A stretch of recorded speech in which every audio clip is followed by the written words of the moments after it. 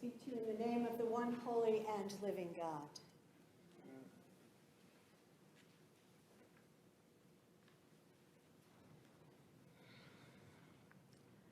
My God, why have you forsaken me? Do those words not cut to your core and echo in your heart? Have there not been times when they've tumbled from your tongue? There certainly have been times in my life when I've cried out, "Where are you, God? How could you let this happen to me? Why can I not feel your presence? I just can't take this anymore. Have you abandoned me?" And for a long time, I believed that my complaints and my anger at God were evidence of my weakness and my lack of faith. And so then I'd beat myself up. Debra, really, how could you think that? You say that you are faithful. Well, this must be evidence of your faithlessness. And then I'd feel even worse. I'd think to myself, no wonder God abandons me. I'm nothing but a wretched, faithless worm and not even human. That's what Psalm 22 used to do for me. And then one day I heard the words of Psalm 22 in a different way. You know how it is, sometimes you hear something 100 times, and then the 101st time some bell goes off inside and you hear it a whole different way? Well, that's what happened with me in Psalm 22. Sometimes the psalm is called a plea for deliverance from suffering and hostility. And it was during one of those dark times in my life that I could so relate to the words, "My God, why are you so far from helping me? I cry by day, but you do not answer, and by night, and I find no rest." Yes, this is exactly how I feel. How can this be? Where are you? Have you been there? The thing is, also like the psalmist, we continue going on and we're calling out and complaining, which I understand today is evidence of faith, not faithlessness. We never, ever, ever stop calling out to God. You see, as I read Psalm 22, I asked myself, why was the psalmist continuing to call out to God, even when it seemed that God was not going to answer? I mean, we know the definition of insanity is to continue doing the same thing and expecting a different response. So what's with this psalmist? And then finally it occurred to me that even Jesus utters these excruciating words. He's been hanging on the cross for hours. His hands and feet are pierced and stinging. His muscles are gripped in spasms as his lungs are filling with fluid, and he's slowly suffocating in this darkest of dark hours. Surely he doesn't feel God's presence, yet still he calls out, "My God, my God." I mean, think about what was going on in his mind. Have you forgotten me? I've answered your call all of my life. Every day and every night, I've turned to you in prayer, and I've responded to your directions. In every situation, I rely on you for all that I say and all that I do. But this is too much. I cannot bear this agony. Where are you now? Have you abandoned me?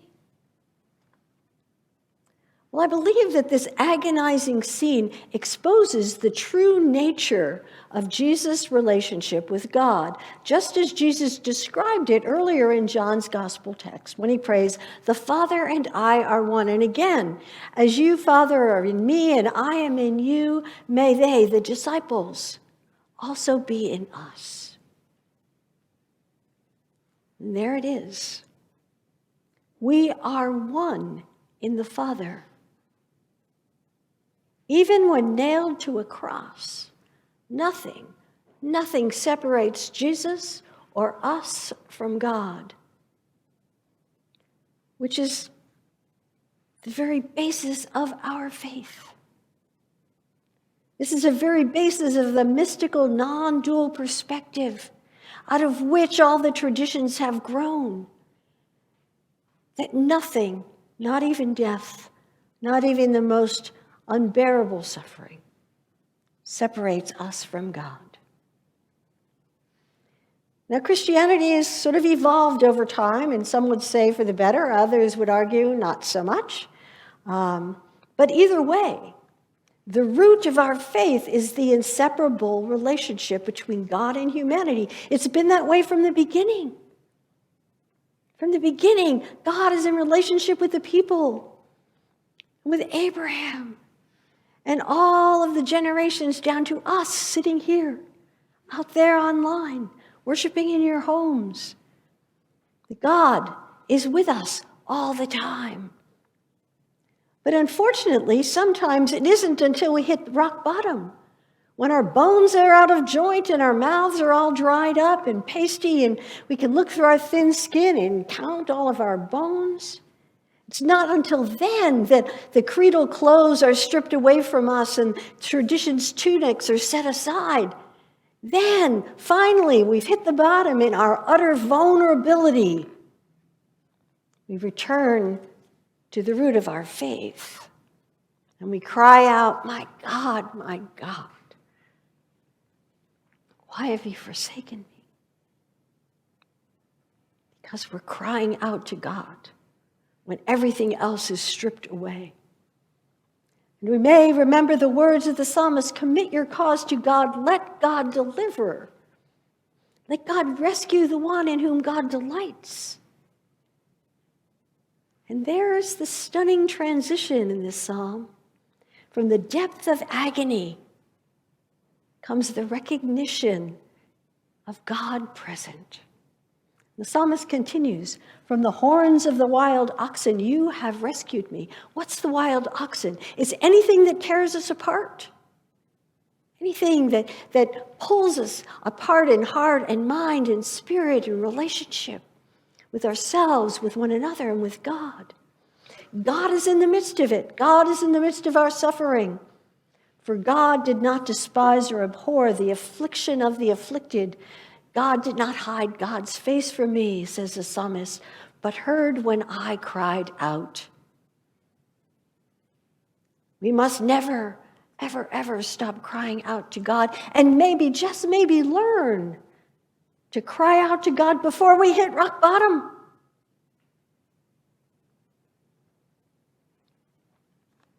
So here's the good news of Good Friday. When we are in so much pain and fear that we cannot see beyond it, when our finances are shattered or our families are in crisis, when a global pandemic has made us afraid of everyone and everything, when a deadly disease is decaying our defenseless body, when our nation is shaken and we're not even sure it's safe to go to church, this is the moment we return to the root of our faith. And in our naked vulnerability, we cry out to God. Dear people of God, with nothing left to separate us, we sit in our naked vulnerability.